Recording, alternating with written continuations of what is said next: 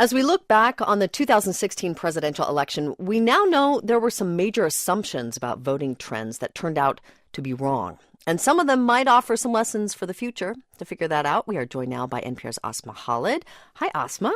Hey, Rachel. So this is something you've been looking at. All year long, you were reporting on stories that kind of live in this intersection of demographics and politics. And so you've been examining some of the misperceptions we may have had. And I want to start with one about education, because there was this assumption that the more education a voter had, the more likely they were to vote for Hillary Clinton. What really happened?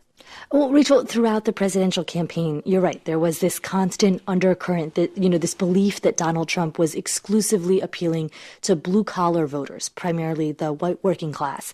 And then there was this sort of belief that as a side effect, analysts thought he was alienating more highly educated voters.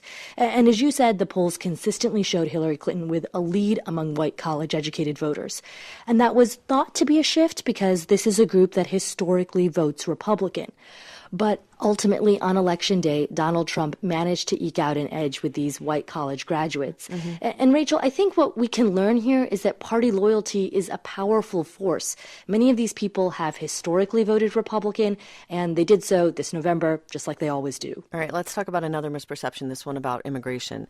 I heard a lot during the campaign that the rhetoric that Donald Trump used when talking about some immigrant groups was going to push, especially conservative-leaning Hispanics, out of the GOP. But that didn't pan out either. No, Rachel. I think maybe the big lesson from 2016 is that a solid number of Latinos are conservative, and they will consistently vote for Republicans.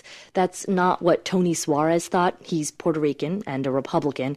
Suarez and I have spoken probably about 3 times in the last year, and he's always been worried about Trump's candidacy and what it would mean for his fellow Hispanics. The last time we spoke, Suarez was in his car, and he repeated this bold, ominous prediction. I thought that the rhetoric coming out of Donald Trump was so toxic that it would eventually turn off the Hispanic community as Barry Goldwater turned off the African-American community. Barry Goldwater's opposition to civil rights in the 1960s is one reason black voters make up the base of the Democratic Party today. Suarez told me that on election night, he was at a party for a local Republican candidate. And I was surrounded by a lot of Trump Hispanics. Certainly was more than I would have thought. I was surprised to see it.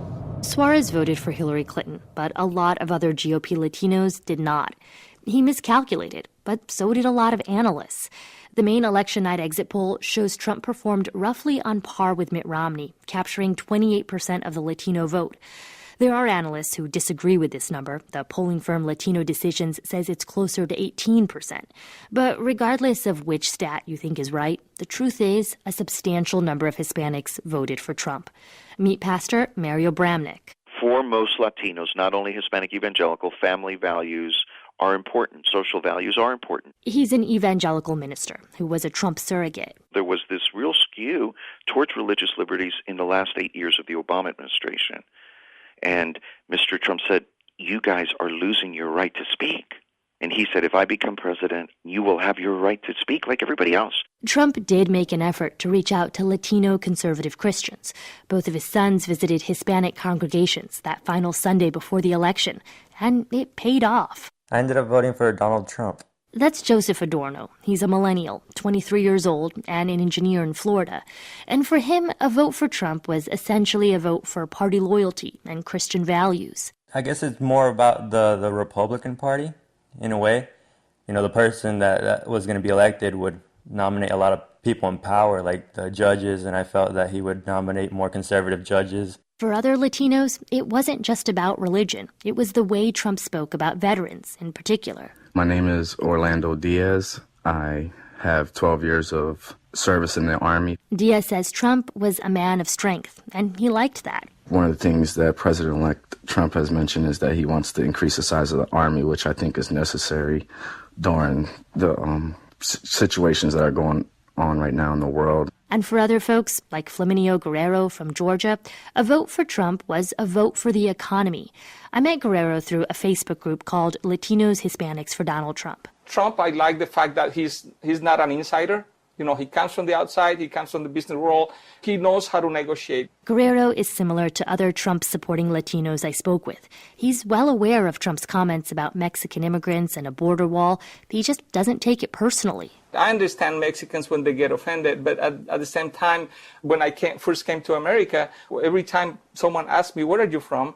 And if I would say Colombia, they would think of drugs. Guerrero says it used to offend him, but he says the truth is a lot of drugs were coming through Colombia. I was ashamed, but at the same time, I could not call these people racist because they're just facing a reality. And so that's when we have to be more pragmatic than emotional. Guerrero is an immigrant, but Hispanics are hugely diverse and don't have the same immigrant experience. And so for some, Trump's immigration rhetoric was never an issue. Take Julian Camacho from California. It didn't trouble me at all because, he was talking about people who had come across the U.S. illegally. Camacho's family has roots in Mexico, but they've lived in the United States for generations. And it wasn't only Camacho who thought this. I heard similar things from Puerto Ricans who told me, well, clearly Trump wasn't talking about all Hispanics. And besides, Camacho says, his vote wasn't about immigration. I voted for Donald Trump based on his positions on the trade deals ending the North American Free Trade Agreement. Camacho kind of liked Bernie Sanders in the primaries. In fact, he's always considered himself a Democrat. I've never voted Republican. The economy, for me, is disastrous. I am unemployed for 6 months now. So, Rachel, all these stories help explain how Donald Trump did better than expected with Hispanics. Yeah, although at the same time, you have to acknowledge Trump still lost an overwhelming majority of Latinos, right? That's true. And, there could be this other alternative lesson. And I've been thinking about that maybe the real lesson is this, that the demographics of this country are changing.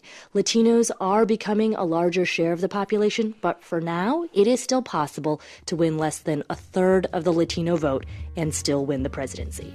NPR's Asma Khalid. Asma, thank you so much. You're welcome.